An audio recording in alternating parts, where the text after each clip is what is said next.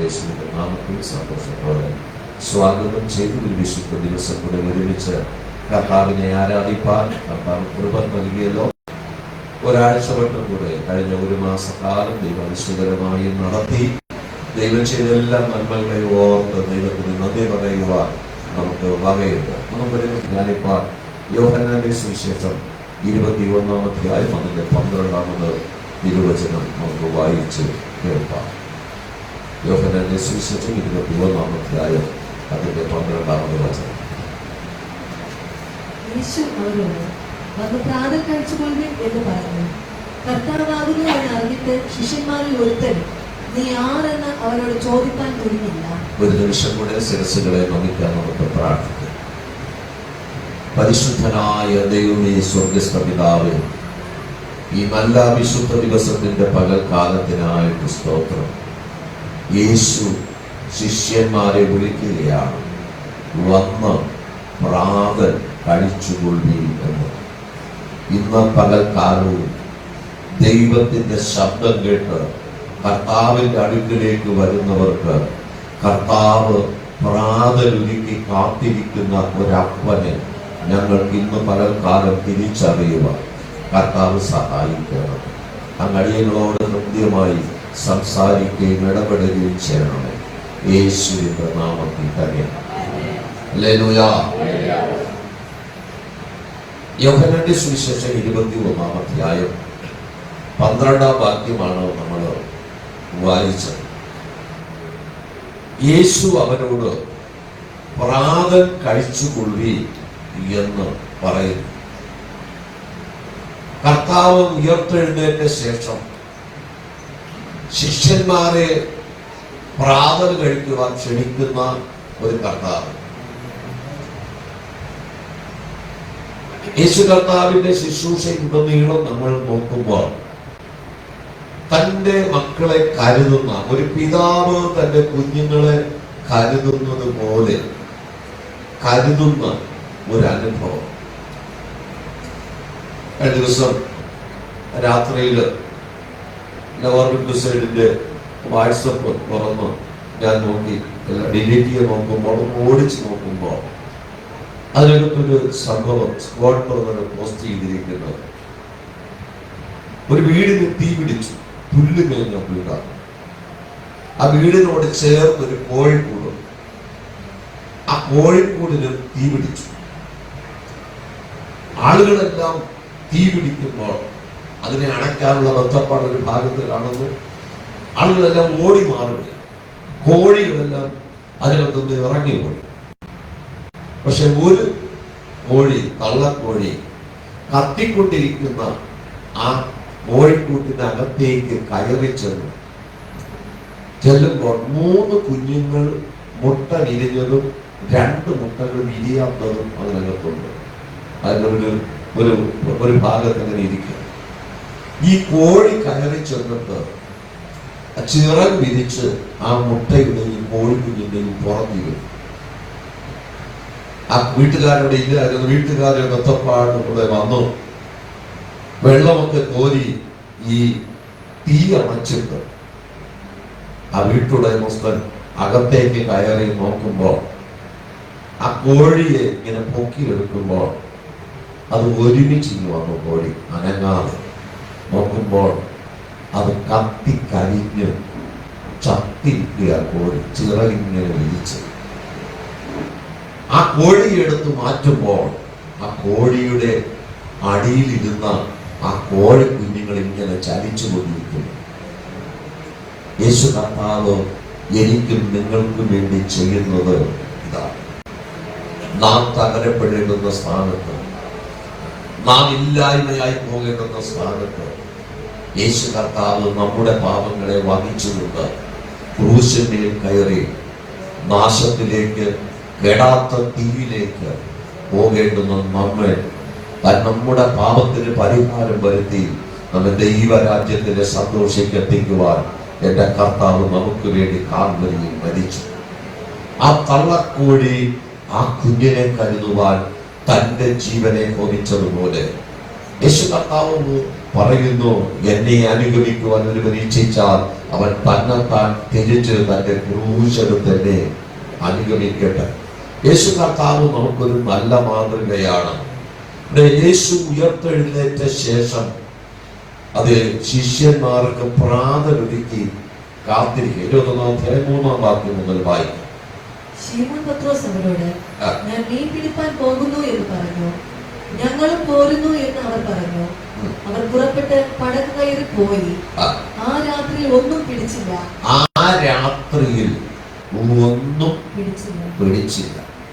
അപ്പൊ യേശു കർത്താവിൽ എന്തുകൊണ്ട് ഒന്നും ലഭിക്കാതെ പോയി? 3.5 വർഷക്കാലം യേശുവിന്റെ കൂടെ നടന്നിട്ട് കർത്താവിന് വേണ്ടി എന്തെല്ലാം ത്യാഗം സഹിച്ചു, കർത്താവിന് വേണ്ടി ഓടുകയും അധ്വാനിക്കുകയും ചെയ്ത ആ പത്രോസും കൂട്ടരും ഒരു രാത്രി മുഴുവൻ കർത്താവ് ഉയർത്തെഴുന്നേറ്റ് സ്വർഗാരോഹണം ചെയ്ത് കർത്താവ് മരിച്ച് അടക്കപ്പെട്ട് കഴിഞ്ഞപ്പോൾ അവർ അത് കഴിഞ്ഞ് 3.5 വർഷക്കാലം യേശുവിന്റെ കൂടെ നടന്നതിന് എന്തെങ്കിലും പ്രതിഫലം വേണ്ടേ?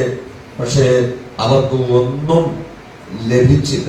എന്തുകൊണ്ട് ലഭിച്ചില്ല എന്നാണ് നമ്മൾ ചിന്തിക്കാൻ പോകുന്നത്. എന്തുകൊണ്ട് കർത്താവ് ശിഷ്യന്മാർക്ക് ഒന്നും ലഭിച്ചില്ല? 3.5 വർഷക്കാലം വിശ്വസ്തയോടെ കർത്താവിന്റെ കൂടെ നടന്നതല്ലേ?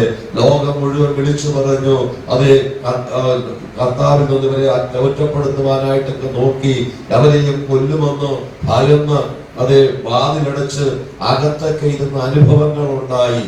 എന്നാൽ ലൂക്കോസ് വിശേഷത്തിലേക്ക് നമുക്ക് വരാം. 5-ാം അധ്യായം 5-ാം വാക്യം. കുഞ്ഞുങ്ങളെല്ലാം വേദപുസ്തകം എടുത്ത് തുറന്ന് ഞാൻ പറയുന്ന കുഞ്ഞുങ്ങൾ വായിക്കണം. ലൂക്കോസ് വിശേഷം 5-ാം അധ്യായം 5-ാം വാക്യം വായിക്കും. അതിന് ശിമോൻ, നാഥാ, ഞങ്ങൾ രാത്രി മുഴുവൻ അധ്വാനിച്ചപ്പോൾ ഒന്നും കിട്ടിയില്ല. അവിടെ നമ്മൾ വായിച്ച യോഹന്നാന്റെ സുവിശേഷം 21-ാം അധ്യായം 3-ാം വാക്യത്തിലും പത്രോസ് കൂട്ടരും മീൻ പിടിക്കാനായിട്ട് പോയി, ഒന്നും കിട്ടിയില്ല. ലൂക്കോസ് വിശേഷം 5-ാം അധ്യായം 5-ാം വാക്യം വായിക്കുമ്പോൾ അവർ രാത്രി മുഴുവനും അധ്വാനിച്ചിട്ടും ഒന്നും കിട്ടിയില്ല. അപ്പൊ യേശു പത്രോസിനെ സന്ദർശിക്കുന്നതോ ശൂന്യതയുടെ അനുഭവത്തിലാണ്. അപ്പൊ ആ ശൂന്യമായ പടകിന്റെ അനുഭവം അടുത്ത ഭാഗം വായിക്കാൻ ലൂക്കോസ് 5-ാം അധ്യായത്തിൽ നിന്ന്, എങ്കിലും നിന്റെ വാക്കിന് ഞാൻ വല ഇറക്കാം എന്ന് ഉത്തരം പറഞ്ഞു. അവർ അങ്ങനെ ചെയ്തപ്പോൾ പെരുത്ത മീൻകൂട്ടം അകപ്പെട്ട് വല കീറാറായി. ഇവിടെ യേശു കർത്താവ് പത്രോസിന്റെ പടകിൽ നിന്ന് ദൈവരാജ്യത്തെ കുറിച്ച് പ്രസംഗിച്ച ശേഷം പത്രോസിനോട് പറയുകയാണ് മീൻപിടുത്തത്തിന് വലയിറക്കുവാൻ. നമ്മളാകുന്ന പടകിൽ കർത്താവ് അല്പസമയമെങ്കിലും കയറിയിരുന്നാൽ നമ്മുടെ ശൂന്യത മാറ്റുവാൻ ദൈവം വിശ്വസ്തൻ. നിങ്ങൾ ദൈവത്തിന്റെ മന്ദിരമെന്നും ദൈവത്തിന്റെ ആത്മാവ് നിങ്ങൾ വസിക്കുന്നു എന്നും ദൈവത്തിന്റെ വചനം പറയുന്നു. അപ്പൊ ദൈവത്തിന്റെ ആത്മാവ് വസിക്കുന്ന എന്റെ ജീവിത പടകിൽ യേശുവിന് സ്ഥാനം കൊടുത്താൽ ചില മിനിറ്റുകൾ മാത്രം പത്രോസിന്റെ പടക് യേശുവിനായി വിട്ടുകൊടുത്തു. അത് കഴിഞ്ഞപ്പോൾ പത്രോസിനോട് പറയുകയാ മീൻപിടുത്തത്തിന് വലയിറക്കുവാൻ. ആഴത്തിലേക്ക് മീൻപിടുത്തത്തിന് വലയിറക്കുവാൻ പറയുമ്പോൾ പത്രോസിന്റെ മറുപടി, കഴിഞ്ഞ രാത്രി മുഴുവൻ അധ്വാനിച്ചിട്ടും ഒന്നും കിട്ടിയില്ല, എങ്കിലും നിന്റെ വാക്കിന് ഞാൻ വലയിറക്കാം. ഇന്ന് പകൽക്കാലം അതെ, ആ പത്രോസിന്റേതായ തീരുമാനം വളരെ വേഗത്തിലാണ് സംഭവിച്ചത്. ഇന്നലകളിൽ അധ്വാനിച്ചിട്ട് ഒരു നന്മയും ലഭിച്ചില്ല എന്ന് ഭാരപ്പെട്ടിരിക്കുന്ന ദൈവപൈതലേ, ഇന്ന് പകൽ ദൈവ ഇഷ്ടത്തിന് വലയിറക്കുവാൻ, ദൈവ ഇഷ്ടത്തിന് സ്റ്റെപ്പ് വയ്ക്കുവാൻ ആര് തയ്യാറാകുന്നു അവർക്ക് വേണ്ടി പ്രവർത്തിപ്പാൻ ഇന്നും എന്റെ ദൈവം സർവശക്തനാണ്. ദൈവം സർവശക്തനാണ്. ദൈവത്തിന്റെ ശക്തിക്ക് ഒരു കുറവുമില്ല. ശൂന്യത മാറ്റുവാനാണ് കർത്താവ് നമ്മുടെ ജീവിത പടകിലേക്ക് വന്നത്. അപ്പൊ എന്റെ ജീവിത പടകിൽ യേശു ഉണ്ടോ? കൊലോസ്യർ 1:27 പറയുന്നത്, മഹത്വത്തിന്റെ പ്രത്യാശയായ ക്രിസ്തു നിന്റെ ഉള്ളിൽ ഇരിക്കുന്നു എന്നാണ്. എന്റെ ഉള്ളിൽ ഇരിക്കുന്നു എന്ന ബോധമാണ് ഒരു വ്യക്തിയെ ഒരു ദൈവ പൈതലായി മാറ്റുന്നത്. ഹല്ലേലൂയ. ദൈവത്തിന്റെ സന്നിധിയിൽ പ്രാർത്ഥിക്കുന്ന ദൈവമക്കളെ, ചിലപ്പോൾ ഞാൻ ചിലരോട് വ്യക്തിപരമായും കുടുംബങ്ങളായും പൊതുവായിട്ട് പല കാര്യങ്ങളും പറയാറുണ്ട്. അപ്പൊ പറയുന്നത് കേൾക്കുമ്പോ എല്ലാ ദിവസവും രാവിലെ എത്തുന്നവർക്ക് ഈ കേൾക്കുമ്പോൾ ചിലപ്പോൾ ഒരു അസ്വസ്ഥത തോന്നിയേക്കാം. ഞങ്ങളൊക്കെ രാവിലെ ഇറങ്ങുന്നെങ്കിലും ഞങ്ങളെയും കൂടെ ചേർത്ത് പറയുന്നുവല്ലോ എന്ന്. ഈ കസേരകൾ ഒഴിഞ്ഞു കിടക്കുമ്പോൾ അവർക്ക് പറയാതിരിക്കാനായിട്ട് കഴിയില്ല. ഇന്നും പലരും ദൈവത്തെ ആരാധിക്കാൻ എത്തിയിട്ടില്ല. അപ്പൊ അവർക്കൊരു വിഷയം പറയുമ്പോൾ നമ്മൾ പ്രാർത്ഥിക്കണ്ടേ? പ്രാർത്ഥിക്കണം. പ്രാർത്ഥിച്ച വിടുതൽ വരുമോ എന്ന് ചോദിച്ചാൽ ദൈവത്തിന്റെ കരങ്ങളില്ല, ദൈവമാണ് അത് നോക്കേണ്ടുന്നത്. അതുകൊണ്ട് അവസാനത്തെ ആള് വരെയും തക്ക സമയത്ത് എത്തി എല്ലാ കാര്യങ്ങളും ക്രമപ്പെടുന്നത് ഞാനിങ്ങനെ പറഞ്ഞുകൊണ്ട് അതെന്റെ ജോലിയാണ്, ദൈവം എന്നെ ഏൽപ്പിച്ചു. അതുകൊണ്ട് ആർക്കും ഭാരം തോന്നരുത്. ദൈവത്തിന്റെ സന്നിധിയില് ദൈവം എന്നെ ഏൽപ്പിച്ച കാര്യമാണ്. അപ്പൊ ദൈവത്തിന്റെ സന്നിധിയിൽ പ്രാർത്ഥിക്കുന്ന ദൈവപൈതലിന് കർത്താവിന് വേണ്ടി പത്രോസിന്റെ പടൽ അല്പസമയം വിട്ടുകൊടുത്തു കഴിഞ്ഞപ്പോൾ കർത്താവ് പറയുന്നു, ആഴത്തിലേക്ക് നീക്കി മീൻപിടുത്തത്തിന് വലയിറക്കുകയും. പത്രോസ് പറയുന്നു, നാഥ, രാത്രി മുഴുവനും അധ്വാനിച്ചിട്ട് ഒന്നും കിട്ടിയില്ല, എങ്കിലും നിന്റെ വാക്കിന് ഞാൻ വലയിറക്കും.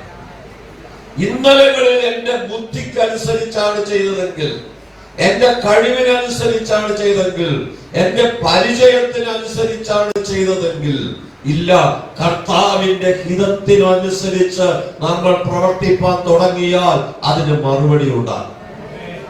എന്താണ് എന്നെ കുറിച്ച് ദൈവത്തിന്റെ ഹിതം? എന്താണ് എന്നെ കുറിച്ച് ദൈവത്തിന്റെ പദ്ധതി? അത് അനുസരിച്ച് നമ്മൾ ദൈവത്തിന്റെ വാക്കുപ്രകാരം മുമ്പിലേക്ക് പോയാൽ ദൈവം മറുപടി തരുവാൻ വിശ്വസ്തനാണ്. ലൂക്കോസ് 5-ാമത്തെ അടുത്ത വാക്യം വായിക്കാം. അങ്ങനെ അവർ യേശുവിന്റെ വാക്കനുസരിച്ച് വലയിറക്കിയപ്പോൾ പെരുത്ത മീൻകൂട്ടം അകപ്പെട്ടു. കഴിഞ്ഞ രാത്രിയില് ഒരു മീനും അകപ്പെടാതെ പോയപ്പോൾ, ഒരു നന്മയും ലഭിക്കാതെ പോയപ്പോൾ യേശുവിന്റെ വാക്കനുസരിച്ച് വലയിറക്കിയ ആ പടവിൽ, ആ വലയിൽ പെരുത്ത മീൻകൂട്ടം അകപ്പെട്ടു. അപ്പൊ യേശുവിന്റെ വാക്കനുസരിച്ച് നമ്മൾ വായിച്ചത്, യേശു മരിച്ചു കഴിഞ്ഞ ശേഷം യേശു കർത്താവിനെ ഉയർത്തെഴുന്നേറ്റത് അറിഞ്ഞിട്ടും യേശു കൂടെ ഇല്ലാത്തത് കൊണ്ട് വള്ളവും വലയും എടുത്ത് മീൻ പിടിക്കാൻ പോയ അപ്പോസ്തലന്മാരോട് കർത്താവ് ചോദിക്കുന്നു, അത് കൂട്ടുവാൻ വല്ലതുമുണ്ടോ? ഒന്നും ഇല്ല. രാത്രി ഒന്നും പിടിക്കാൻ കഴിഞ്ഞില്ല. ഇതേ ശൂന്യതയുടെ അവസ്ഥയിലല്ലേ പത്രോസിനെ വിളിച്ചത്? അന്ന് പത്രോസ് യേശുവിന്റെ വാക്കനുസരിച്ച് വലയിറക്കിയപ്പോൾ പെരുത്ത മീൻകൂട്ടം ലഭിച്ചെങ്കിൽ എന്തേ ഇപ്പോൾ പത്രോസിന്റെ പടക് ശൂന്യമായത്? പത്രോസ് കർത്താവുമായി ഒരു ഉടമ്പടി ചെയ്ത വ്യക്തിയാണ്. അടുത്ത ഭാഗത്തേക്ക് നമുക്ക് വരാം. അവർ മറ്റേ പടകിലുള്ള കൂട്ടാളികൾ വന്ന് സഹായിപ്പാൻ അവരെ മാടി വിളിച്ചു. അവർ വന്ന് പടക് രണ്ടും മുങ്ങുമാറാകുവോളം നിറച്ചു. അവർ രണ്ട് പടകും മുങ്ങുമാറാകുവോളം നിറച്ചു. ശീമോൻ പത്രോസ് അത് കണ്ടിട്ട് യേശുവിന്റെ കാൽക്കൽ വീണു, കർത്താവേ, ഞാൻ പാപിയായ മനുഷ്യനാകൊണ്ട് എന്നെ വിട്ടുപോകണമേ എന്ന് പറഞ്ഞു. യേശു കർത്താവിന്റെ വാക്കനുസരിച്ച് വലയിറക്കിയ ആ വലയിൽ പെരുത്ത മീൻകൂട്ടം അകപ്പെട്ടു. കഴിഞ്ഞ ദിവസം രാത്രിയിൽ തങ്ങളുടെ അധ്വാനം നഷ്ടപ്പെട്ടെങ്കിൽ അതിൽ ഒരു പടകിന് പകരം രണ്ട് പടക് നിറയുവോളം, മുങ്ങുമാറാകുവോളം നിറയ്ക്കുവാൻ ഒരു വലയിൽ ദൈവം കൊടുത്തെങ്കിൽ ഇന്നലകളിൽ നമ്മൾ അധ്വാനിച്ചിട്ട് എവിടെയൊക്കെ പരാജയപ്പെട്ടോ, യേശു അപ്പന്റെ വാക്കനുസരിച്ച് നമ്മൾ പ്രവർത്തിപ്പാനായിട്ട് തുടങ്ങിയാൽ, സ്റ്റെപ്പ് വയ്ക്കാൻ തുടങ്ങിയാൽ, ഇന്നലകൾ നഷ്ടപ്പെട്ടതെല്ലാം മടക്കി തരുവാൻ തക്കവണ്ണം എന്റെ കർത്താവ് സമ്പന്നനായ ദൈവമാണ്. 2 പടക് മുങ്ങുമാറാകുവോളം നിറച്ചു. ആ പടക് മുങ്ങിപ്പോകാൻ അനുവദിച്ചില്ല. ഇന്ന് അനേകരുടെ വിശ്വാസ കപ്പൽ മുങ്ങിപ്പോകയാ. അനേകരുടെ കപ്പലുകൾ തകർന്നു പോകുമ്പോൾ, അവരുടെ അനേകരുടെ വിശ്വാസ വിള്ളൽ വീഴുമ്പോൾ, ഇന്ന് പകൽ ഓ ഹല്ലേലൂയ, ആ 2 പടക് മുങ്ങിപ്പോകാൻ അനുവദിക്കാത്ത ദൈവം ഈ പകൽക്കാലം ആ യേശുവിന്റെ വാക്കിൻ പ്രകാരം വലയിറക്കും.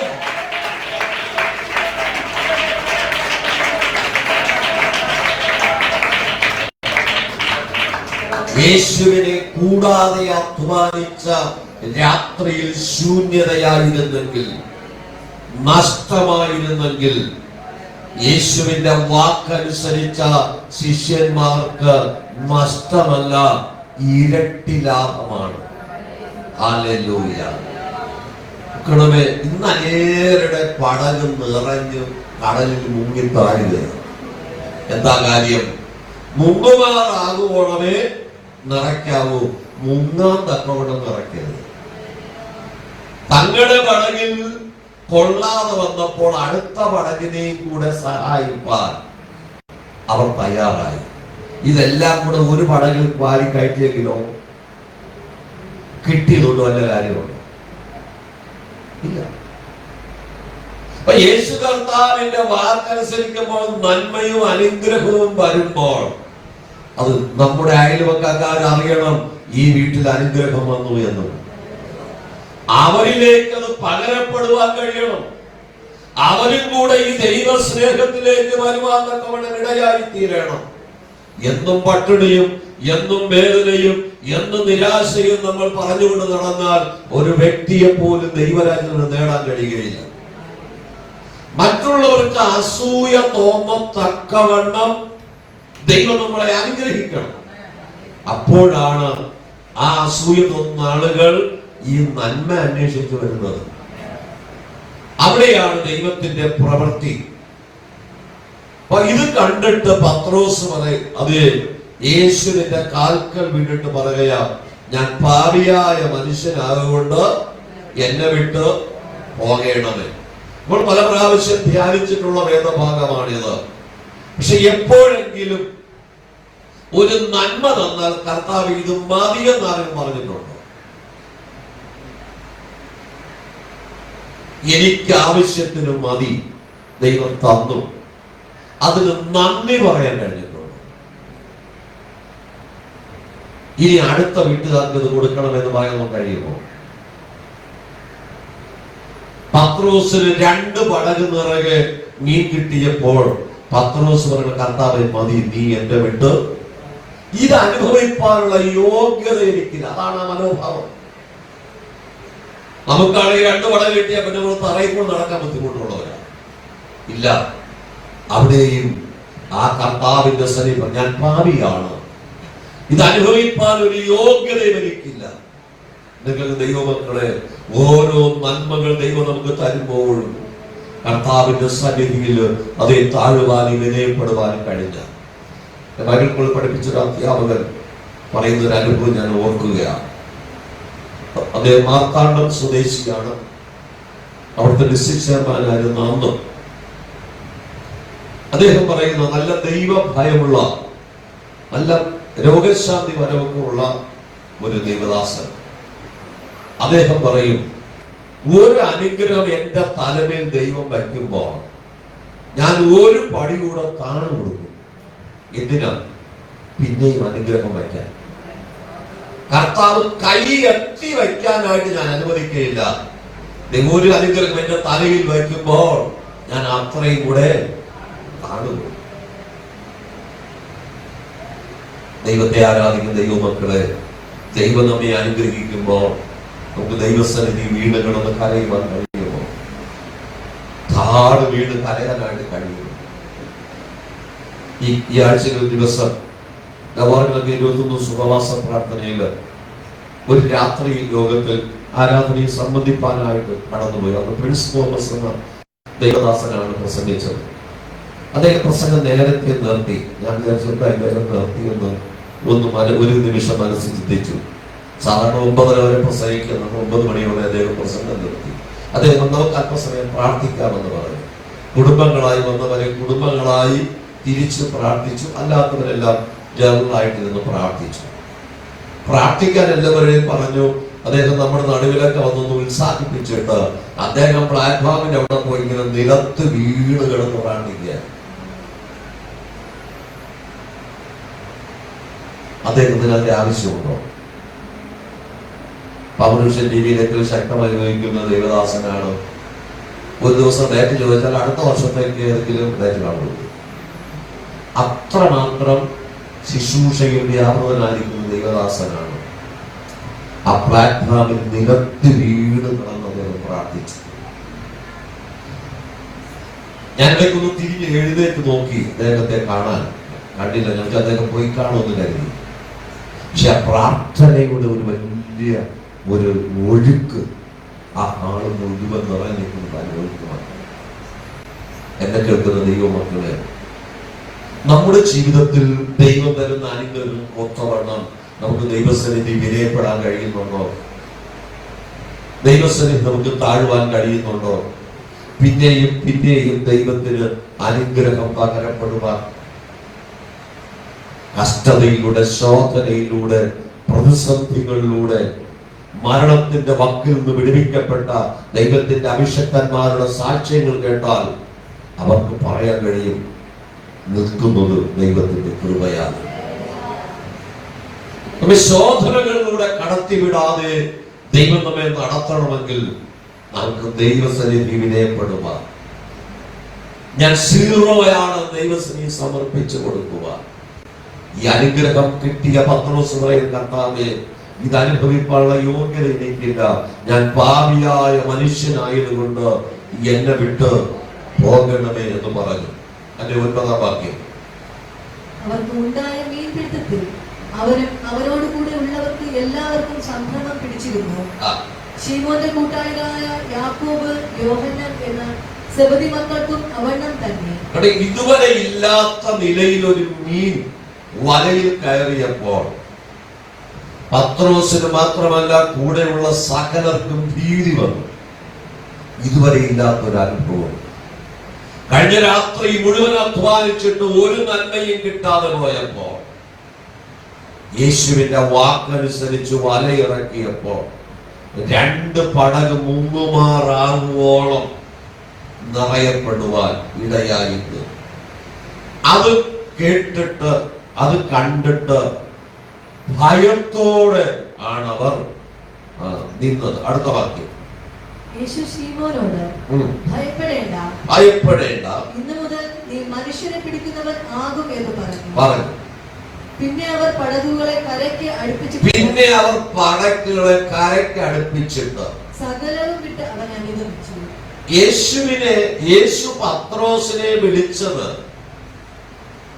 മീൻപിടുത്തം മതിയാക്കിയിട്ട് മനുഷ്യരെ പിടിക്കുന്നവരാക്കി മാറ്റുക.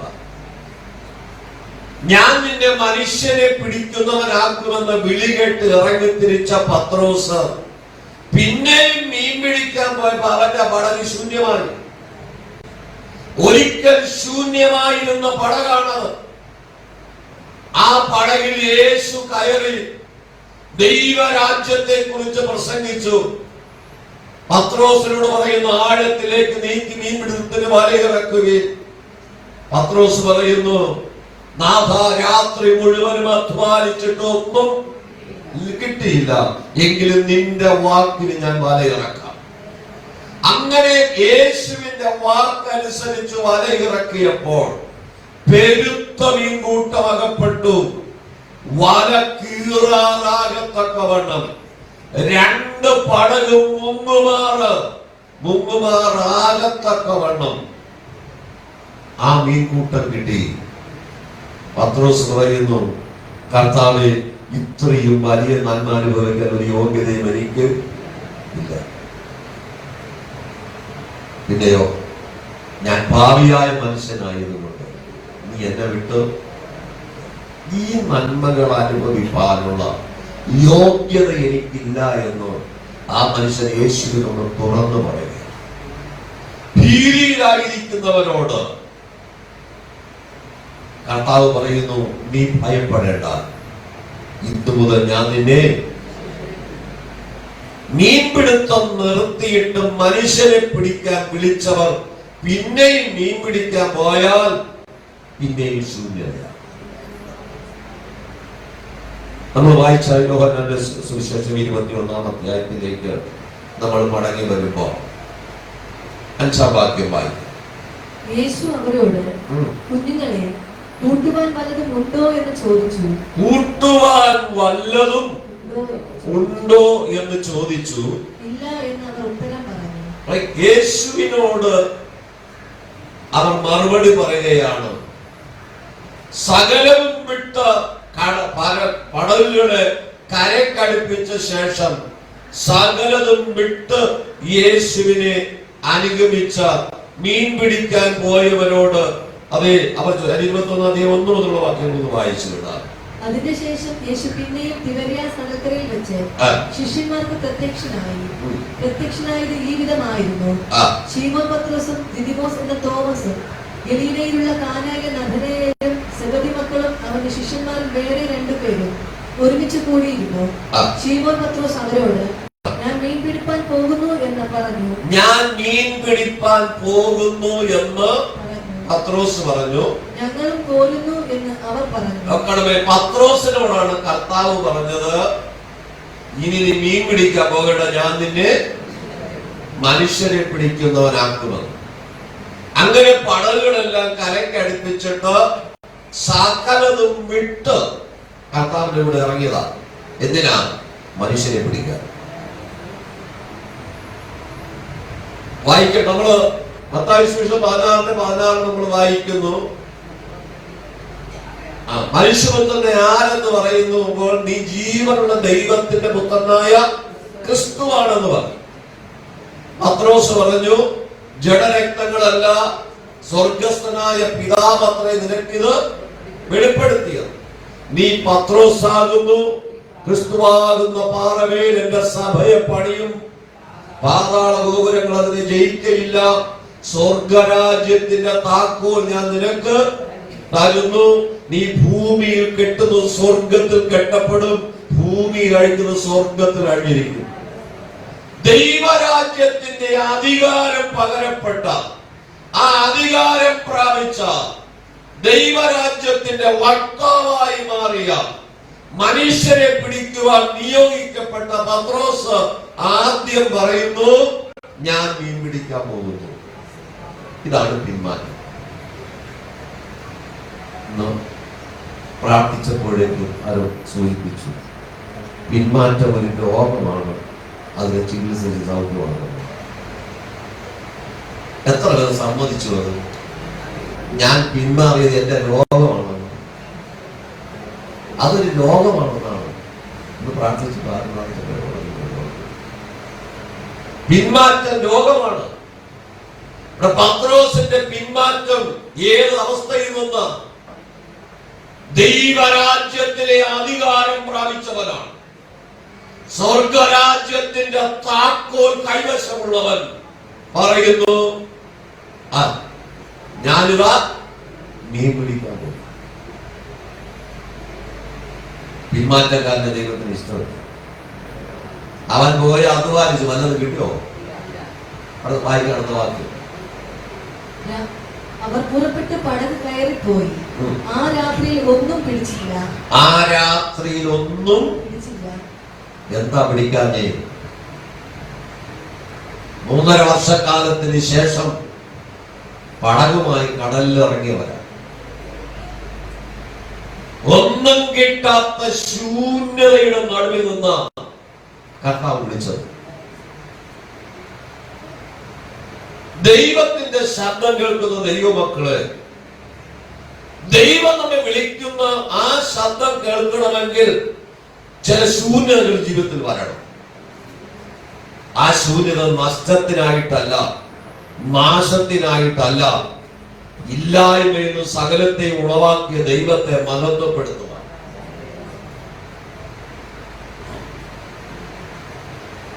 അനേകരും പ്രാർത്ഥനയിൽ ദൈവത്തിൽ ആശ്രയിക്കുന്നത് എപ്പോഴാണ്? ആശുപത്രിക്കാരൻ തിരികെ വിടുമ്പോൾ, അസാധ്യമെന്ന് ലോകം പറയുമ്പോൾ, അപ്പോഴാണ് ദൈവത്തിൽ ആശ്രയം.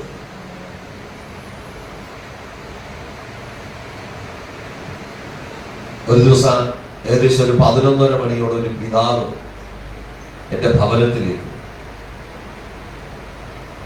മനുഷ്യൻ ഇങ്ങനെ ഉറക്കുക. ഞാൻ എന്ത് പറ്റി? ഞാൻ വീട്ടിൽ പോകുന്നില്ല, അവരെന്നെ കൊല്ലും. ഇന്ന് രാത്രി ഞാൻ ഇവിടെ താമസിച്ചോട്ടെ. ആ മനുഷ്യനെ അപ്പോൾ ഇറക്കി വിട്ട് ആ മനുഷ്യൻ ആത്മഹത്യ ചെയ്തു. അതാണ് അദ്ദേഹത്തിന്റെ മനോവികാരം. അദ്ദേഹത്തിന് വേണ്ടി പ്രാർത്ഥിച്ചു, വചനമൊക്കെ പറഞ്ഞു, വിശ്വാസത്തിൽ ഉറപ്പിച്ചു. അന്ന് രാത്രി ഞങ്ങൾ രണ്ടുപേരും അല്പമേ മയങ്ങിയുള്ളൂ. പങ്കാലമായപ്പോൾ അവിടെ പ്രിയപ്പെട്ടവരെ വിളിച്ചിട്ട് ഞാൻ പറഞ്ഞു, ഇന്നയാണ് എന്റെ അടുക്കളുണ്ട്. കേട്ടവർ ദീർഘശ്വാസം കിട്ടി. രാത്രി മുതൽ അവർ അന്വേഷിച്ച് നടക്കുക, ഈ മനുഷ്യൻ എവിടെ പോയി എന്നാണ്.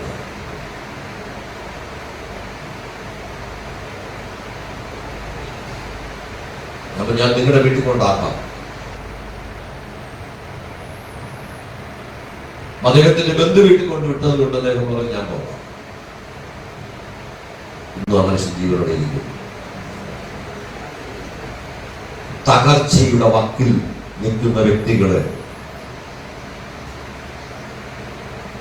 ആ സമയത്തൊരു കൈത്താങ്ങൽ കൊടുക്കുവാൻ ആരെങ്കിലും ഉണ്ടായില്ലെങ്കിൽ പക്ഷെ ആ മനുഷ്യൻ നഷ്ടപ്പെട്ടു പോകാം.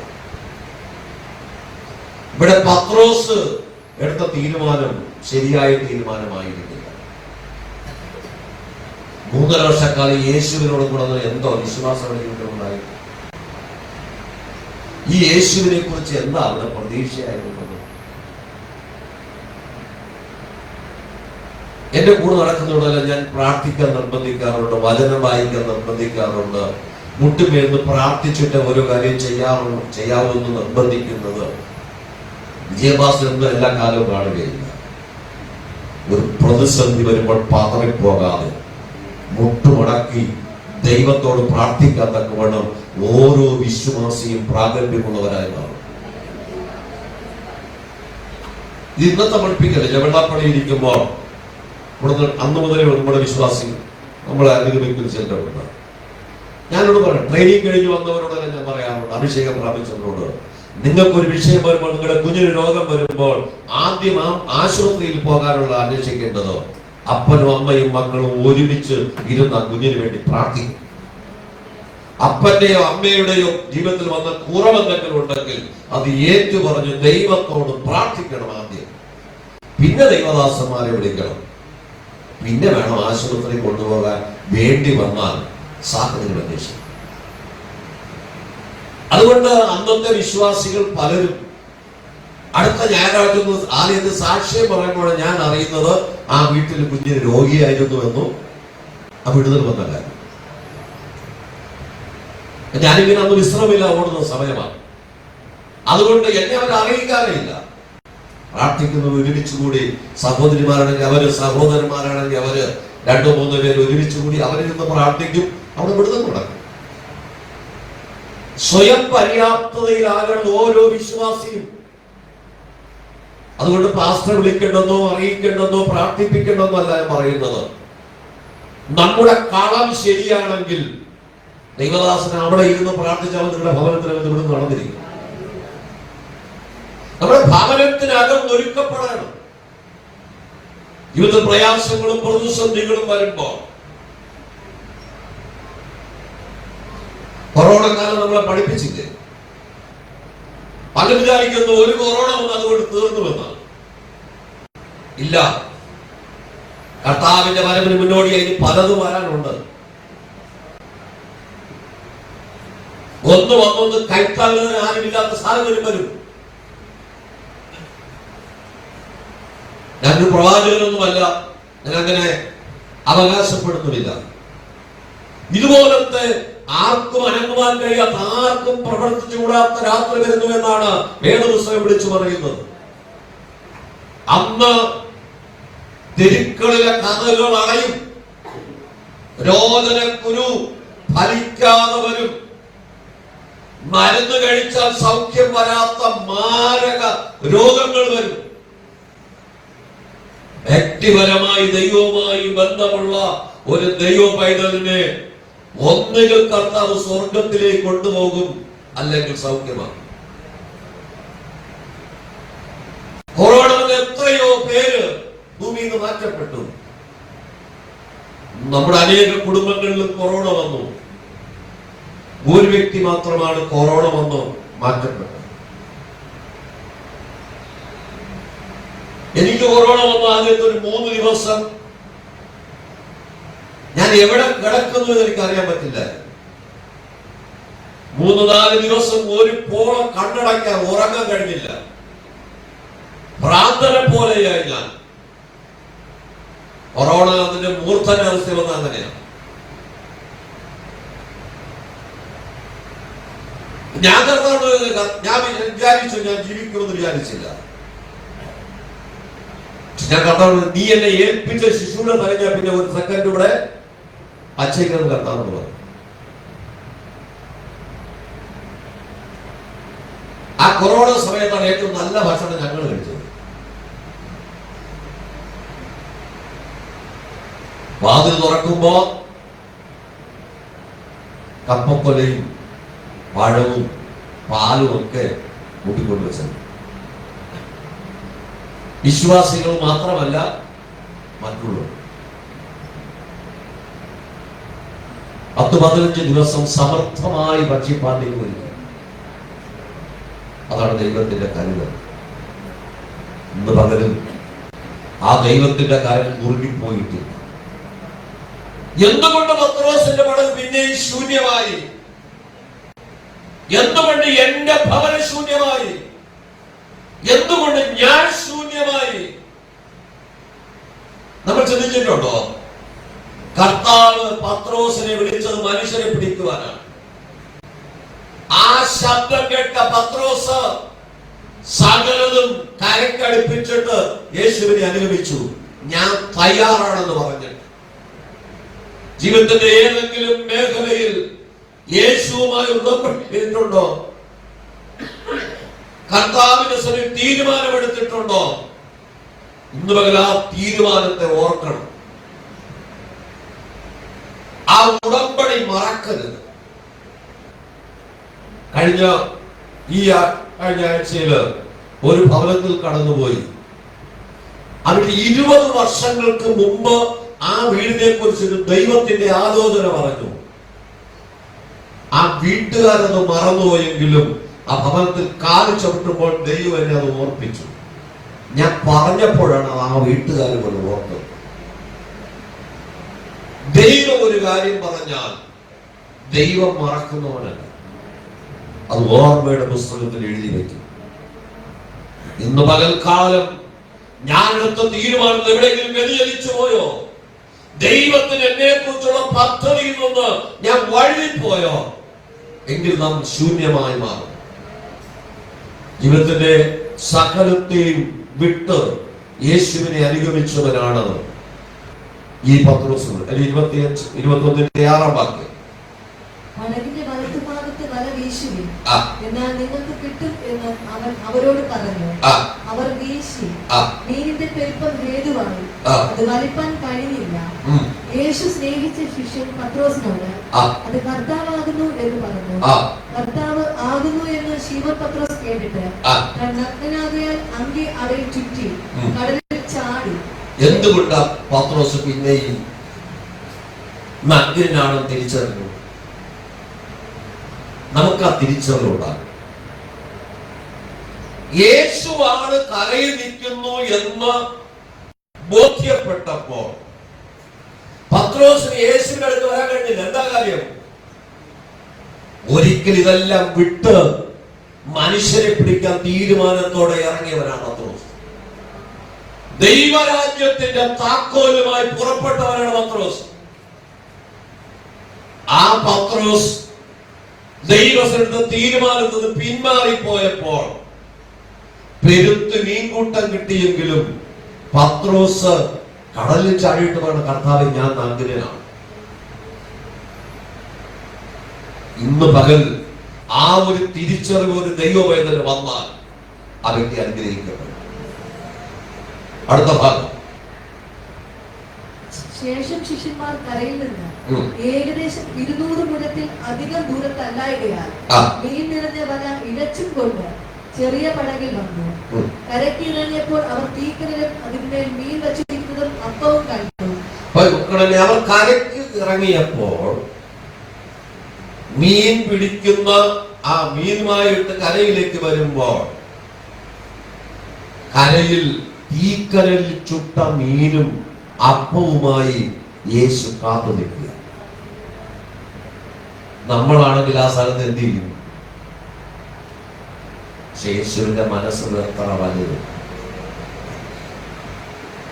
എന്റെ ശരീരത്തിൽ തീരുമാനം പുറകോട്ട് പോയിട്ടു, എന്റെ വാക്കനുസരിക്കാതെ മാറിപ്പോയിട്ടും, പിന്മാറ്റത്തിൽ പോയിട്ടും, പഴയ പ്രവൃത്തിക്ക് പോയിട്ടും തീക്കനൽ ചുട്ട മീനും അപ്പവുമായി എന്റെ പ്രാണപ്രിയൻ കരയെ കാത്തു നിൽക്കുക. ഇന്നും കർത്താവ് കാത്തു നിൽക്കുക. കർത്താവിന്റെ ശബ്ദത്തിലേക്ക് തിരിഞ്ഞു വരാൻ, നമ്മളുടെ തീരുമാനത്തിലേക്ക് തിരിഞ്ഞു വരുവാൻ. കർത്താവ് ആരെയും ദോഷങ്ങളാൽ പരീക്ഷിക്കുന്നവനല്ല. അടുത്ത വാക്യവും വായിക്കാം വേഗം. കരയ്ക്കിറങ്ങിയപ്പോൾ അവർ തീക്കനലും അതിന്മേൽ മീൻ വച്ചിരിക്കുന്നതും അപ്പവും കണ്ടു. യേശു അവരോട്, ഇപ്പോൾ പിടിച്ച മീൻ ചിലത് കൊണ്ടുവരുവിൻ എന്ന് പറഞ്ഞു. ഇപ്പോൾ പിടിച്ച മീൻ ചിലത് യേശുവിന് ആഗ്രഹം. ഞാൻ പറഞ്ഞത് അനുസരിച്ച് നിങ്ങൾ വല ഇറക്കിയില്ലേ? രാത്രി മുഴുവൻ അധ്വാനിച്ചതൊന്നും കിട്ടിയില്ലല്ലോ.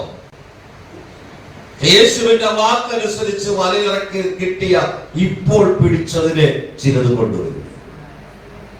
നമുക്ക് കൊടുക്കുവാൻ നമ്മുടെ കരങ്ങളിൽ ഉണ്ടാകും. പുതിയത് കൊടുക്കുവാൻ, ഇന്നലകളിലുള്ളതല്ല, പരിചയത്തിൽ നിന്നുള്ളതല്ല, പിന്മാറ്റത്തിൽ പോയ അനുഭവത്തിലുള്ളതല്ല, പിന്നെയോ പുതിയത്. കർത്താവ് ചോദിക്കുന്നു, ഇപ്പോൾ പിടിച്ചത് ചിലത് കൊണ്ടുവരുവേ. വായിക്കപ്പെടുന്ന വാക്യം. ശിമോൻ പത്രോസ് കയറി 153 വലിയ മീൻ നിറഞ്ഞ വല കരയ്ക്ക് വലിച്ചു കയറ്റി. അത്ര വളരെ ഉണ്ടായിട്ടും വല കീറിപ്പോയി. എന്റെ കൊറ്റപ്പള്ളിയിൽ എന്റെ നാട്ടിൽ ജീവിച്ചിരുന്ന ഒരു ദൈവദാസൻ ഉണ്ടായി. അദ്ദേഹം മലയാളം എഴുതുന്ന വായിക്കാൻ അറിയാത്ത മനുഷ്യനാണ്. അദ്ദേഹത്തെ ഇരട്ടപ്പെരട്ട നാട്ടുകാർ വിളിക്കുന്നു. തെരുവിൽ പ്രസംഗിക്കുമ്പോൾ അദ്ദേഹം വിളിച്ചു പറയുന്ന ഒരു പദമുണ്ട്, തന്റെ പ്രസംഗിയാൽ വാപ്പന. നിങ്ങൾ ആ പകൽക്കാലം മുഴുവനും എഴുതിയിൽ അധ്വാനിക്കുന്നത്, യേശുവിനെ കൂടാതെ അധ്വാനിക്കുന്നത് ഓട്ടസഞ്ചി ഇടുവാനല്ലയോ? വീട്ടിൽ പോകുമ്പോൾ അതിന്റെ ശേഷിപ്പുണ്ടാകുകയില്ല. ഏകദേശം 10 വർഷങ്ങൾക്ക് മുമ്പ് അദ്ദേഹം മരിച്ചു. നാട്ടുകാർ മുഴുവൻ അദ്ദേഹത്തെ വിളിക്കുന്ന പേരാ ഓട്ടസംഖ്യ പ്രസംഗിയാണ്. പക്ഷെ അദ്ദേഹം ഇനി നാട്ടുകാർ മുഴുവൻ വിളിച്ചാലും വീട്ടുകാർ വിളിച്ചാലും അദ്ദേഹത്തിന്റെ പ്രസംഗത്തിന്റെ ശൈലിക്ക് മാറ്റമില്ല. നിങ്ങൾ അധ്വാനിക്കുന്ന മുഴുവൻ ഓട്ടസംഖ്യ ഇടുവാനല്ലയോ? ശേഷിപ്പുണ്ടോ? ഇന്ന് പകൽക്കാലം പത്രോസ് യേശുവിന്റെ അടുക്കലേക്ക് കടന്നു വരുമ്പോൾ 153 വലിയ മീനുമായി ആ വല കീറാറാകത്തക്കവണ്ണം വലിയ മീൻകൂട്ടം കിട്ടി. പക്ഷെ ആ വല കീറിപ്പോയില്ല. യേശു അപ്പന്റെ വാക്കനുസരിച്ച് ആദ്യം പത്രോസ് വല ഇറക്കിയപ്പോൾ 2 പടക് മുങ്ങുമാറാകുവോളം നിറച്ചു. ആ പടവ് മുങ്ങിപ്പോകാൻ അപ്പൻ അനുവദിച്ചില്ല. നമ്മുടെ ജീവിതത്തിൽ എവിടെയെങ്കിലും നമ്മുടെ പടവ് മുങ്ങിപ്പോയെങ്കിൽ അത് കർത്താവിന്റെ വഴി വിട്ട് നമ്മൾ യാത്ര ചെയ്തതുകൊണ്ടാണ്. കർത്താവിന്റെ വാക്കനുസരിച്ച് പെരുത്ത മീൻകൂട്ടം കിട്ടി. ആ വല കീറിപ്പോകാൻ അനുവദിച്ചില്ല. കീറാറാകുമ്പോൾ അത് നിറയപ്പെടുവാൻ ഇടയായി. യേശുപ്പൻ അറിയാം, 153 മീന വലക്കകത്തിട്ടാലും ആ വല കീറുകയില്ലെന്ന്. 200 ഇട്ടാ കീറിപ്പോകും. അതുകൊണ്ട് 200 കൊടുത്തില്ല. നമുക്ക് വഹിപ്പാൻ കഴിയാത്തത് കർത്താവ് നമ്മുടെ മേൽ വെക്കുകയില്ല. നമുക്ക് തുല്യമായി സകല കഷ്ടതയും പരീക്ഷയും സഹിച്ചവനാണ് എന്റെ പ്രാണപ്രിയനായ കർത്താവ്. അതുകൊണ്ട് പരീക്ഷയോടുകൂടെ പോക്കുവഴി തരുന്നവനാണ് നമ്മുടെ ദൈവം. നമുക്ക് വഹിപ്പാൻ കഴിയാത്തത് നമ്മുടെ മേൽ വെക്കില്ല. പ്രിയമോള് സങ്കീർത്തനം പ്രബോധിപ്പിച്ചോ പറഞ്ഞതുപോലെ നമുക്ക് സഹിപ്പാൻ കഴിയുന്നതാണ്, നമുക്ക് സഹിപ്പാൻ കഴിയുമെന്ന് കർത്താവിന് അറിയാം. അതുകൊണ്ടാണ് ഈ ശോധനകളുടെ കടന്നു. എന്നും ശോധനയില്ല. ആ ശോധന നമ്മെ പൊന്നുപോലെ പുറത്തു കൊണ്ടുവരുന്നതാണ്. അപ്പൊ ദൈവത്തിന്റെ സന്നിധി ഇവിടെ അടുത്ത വാക്ക് വേഗം വായിക്കാം. യേശു അവരോട് വന്ന് പ്രാതൽ കഴിച്ചുകൊള്ളുവീൻ എന്ന് പറഞ്ഞു. വന്ന് പ്രാതൽ കഴിച്ചുകൊള്ളുവീൻ എന്ന് പറഞ്ഞു. കർത്താവാകുന്നു എന്ന് അറിഞ്ഞിട്ട് ശിഷ്യന്മാരിൽ ഒരുത്തനും നീ ആർ എന്ന് അവനോട് ചോദിപ്പാൻ തുനിഞ്ഞില്ല. യേശു ആണെന്ന് അറിഞ്ഞിട്ടും നീ ആരെന്ന് ചോദിപ്പാൻ ആരും എന്ന് പറഞ്ഞ യേശുവിനല്ലാതെ പിന്നെയും ദൈവത്തിന്റെ വാക്കിനോട് മറുതലിച്ച് കടലിൽ പോയ മീൻ പിടിക്കാൻ പോയവർക്ക് വേണ്ടി കടലിൽ ചുട്ട മീനും അപ്പവും ഒരുക്കാൻ യേശുവിനല്ലാതെ ആർക്കും കഴിയുകയില്ല. ഒരുപക്ഷെ ഒരു പാസ്റ്റർമാർക്കും കഴിയില്ല. അല്ലെ, പിന്മാറ്റത്തിലായിരിക്കുന്ന ഒരാളിന് വേണ്ടി ഒരു കഷ്ടം, ഒരു നന്മ കൊടുക്കാൻ വിചാരിച്ചാൽ അവർ ദൈവത്തോട് പ്രാർത്ഥിക്കട്ടെന്ന് പലരും പറയും. യേശുവിന്റെ മനസ്സതല്ല. യേശുവിന്റെ മനസ്സറിയുന്ന മനസ്സാണ്. അതിനെ ആരും ചൂഷണം ചെയ്യരുതെന്ന് മാത്രമേ എനിക്ക് വിനയമായി പറയാം. ദൈവം എന്നോട് മനസ്സറിഞ്ഞു. ഇന്ന കാര്യം ചെയ്തിട്ട് ദൈവം എന്നെ ശിക്ഷിച്ചില്ല, ആ കാര്യം ചെയ്തിട്ട് എന്നെ ശിക്ഷിച്ചില്ല, അതുകൊണ്ട് ഞാൻ ഇങ്ങനെ പോകുന്നു എന്ന് പറയരുത്. എല്ലാത്തിനും ഒരു സമയമുണ്ട്. കഴിഞ്ഞ ദിവസം രാത്രി നമ്മൾ ചിന്തിച്ചു, എല്ലാത്തിനും ഒരു സമയം.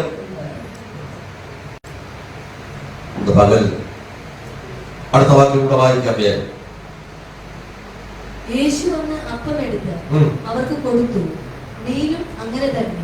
മരിച്ചുയർത്തെഴുന്നേറ്റ യേശു അപ്പമെടുത്ത് അവർക്ക് കൊടുത്തു, മീനും അവർക്ക് കൊടുത്തു. വായിക്കാം. യേശു മരിച്ചവരിൽ നിന്ന് ഉയർത്തെഴുന്നേറ്റ ശേഷം ഇങ്ങനെ 3-ാം പ്രാവശ്യം ശിഷ്യന്മാർക്ക് പ്രത്യക്ഷനായി. അവർ പ്രാതൽ കഴിച്ച ശേഷം യേശു ശീമോൻ പത്രോസിനോട്, യോഹന്നാന്റെ മകനായ ശീമോനെ, നീ ഇവരിൽ അധികമായി എന്നെ സ്നേഹിക്കുന്നുവോ എന്ന് ചോദിച്ചു. യേശു കർത്താവ് ആ പത്രോസിനോട് ഒരു ചോദ്യം പിന്നെ ആവർത്തിക്കുക. മനുഷ്യപുത്രനെ ആരെന്ന് പറയുന്നു എന്ന് പറഞ്ഞ് ചോദിച്ചപ്പോൾ ചിലർ ഏലിയാവെന്നും ചിലർ പ്രവാചകന്മാരിൽ ഒരുവനെന്നും യോഹന്നാൻ സ്നാപകൻ ഉയർത്തെഴുന്നേൽക്കുമെന്നും പറയുമ്പോൾ നിങ്ങൾ എന്നെ കുറിച്ച് ആരെന്ന് പറയുന്നുവെന്ന് ചോദിക്കുന്ന മറുപടിയായി പത്രോസ് പറയുന്നു, നീ ജീവനുള്ള ദൈവത്തിന്റെ പുത്രനായ ക്രിസ്തുവാണ്. ഇപ്പൊ ആവർത്തി പത്രോസിനോട് ചോദിക്കുക, നീ ഇവയിൽ അധികമായി എന്നെ സ്നേഹിക്കും. കർത്താവ് പറയുന്ന മറുപടി, എന്റെ കുഞ്ഞാടുകളെ മേയ്ക്കാം. പിന്നെ ആവർത്തിച്ച് ചോദിക്കുമ്പോൾ പത്രോസ് പറയുന്നു, അതെ, ഞാൻ നിന്നെ സ്നേഹിക്കുന്നു.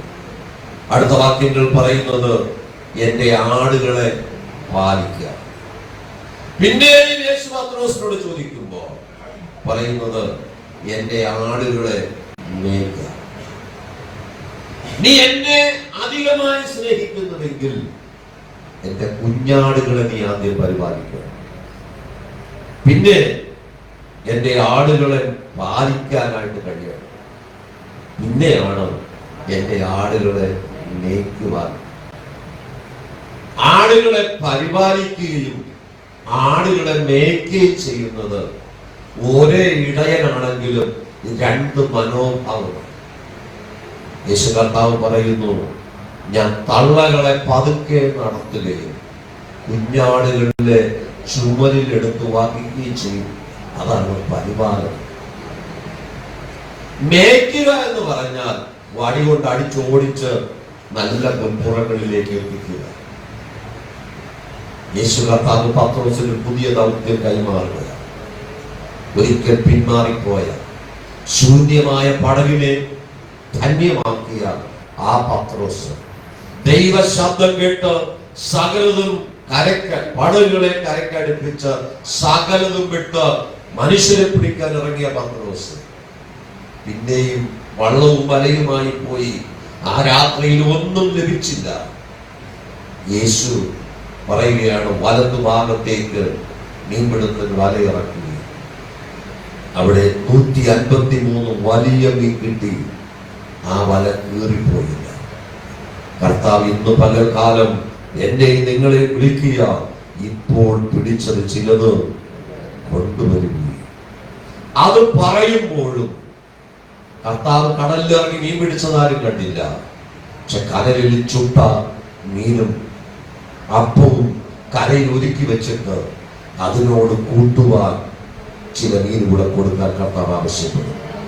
എത്രകൾക്ക് ധൈര്യമായി പറയാൻ കഴിയും, കർത്താവേ, എന്റെ വകയായിട്ട് ഞാനിതാ പിടിച്ച മീൻ കൂട്ടമുണ്ട്. എല്ലാവർക്കും വേണ്ടി അദ്ദേഹത്തോട് പ്രാർത്ഥിക്കും. ദൈവസന്നിധിയിൽ നമ്മെ തന്നെ ഏൽപ്പിച്ചു ഒരു നിമിഷം കേട്ട വചനത്തോട് സമർപ്പിച്ചു കൊടുക്കാം. അപ്പാ, ഏതൊക്കെയോ സാഹചര്യം ഞാൻ പുറകിലേക്ക് മാറി, ഞാൻ പിന്മാറിപ്പോയി. ആ ദൈവസന്നിധിയുടെ തീരുമാനം ഞാൻ വ്യതിചലിച്ചു പോയി. ഈ പകൽക്കാലം ഞാൻ മടങ്ങി വരുന്നു, ദൈവസന്നിധിയിലേക്ക് മടങ്ങി വരുവാൻ അത്ര പേർ തയ്യാറാണ്. ആ കർത്താവിന്റെ സന്നിധി നമ്മെ ഒരു യാഗവസ്തുവിനെ പോലെ ഏൽപ്പിച്ച് നമുക്ക് പറയാം, അപ്പാ, ഇതുവരെ എനിക്കൊന്നും പിടിക്കാൻ കഴിഞ്ഞില്ല. എന്റെ വല ശൂന്യമായിരുന്നു, എന്റെ പടകി ശൂന്യമായിരുന്നു.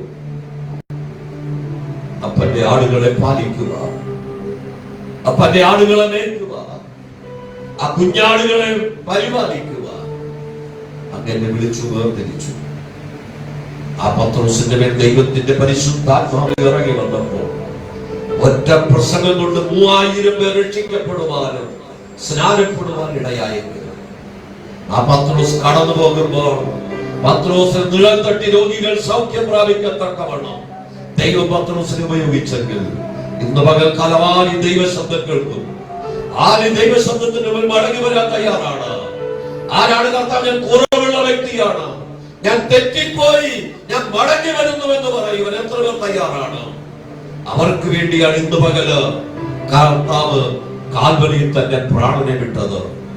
ആ കാൽവരിയിൽ പ്രാണനെ വിട്ടത് അവസാനമായിരുന്നില്ല. തന്റെ ശിഷ്യന്മാർക്ക് വേണ്ടി പ്രാതലൊരുക്കി കാത്തിരിക്കുന്ന ഒരപ്പനെയാണ് ഇന്ന് പകൽക്കാലം നമ്മൾ കണ്ടത്.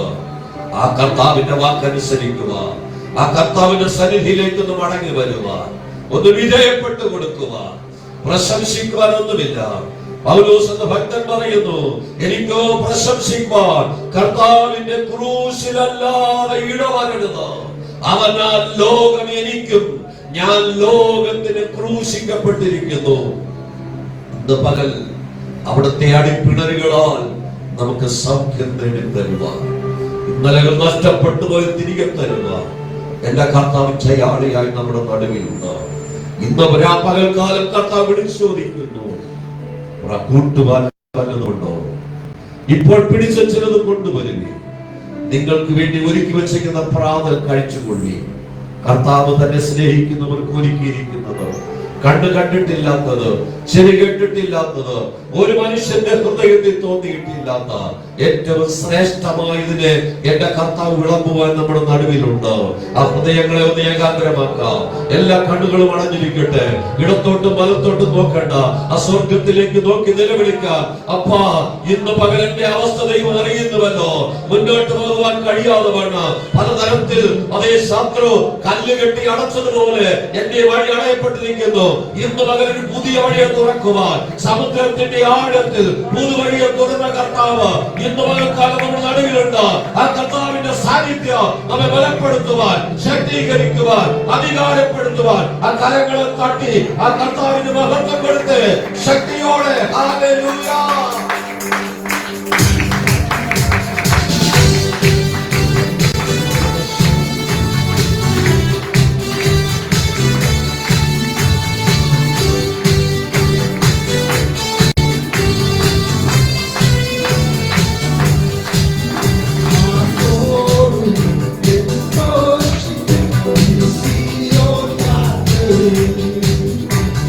Lord,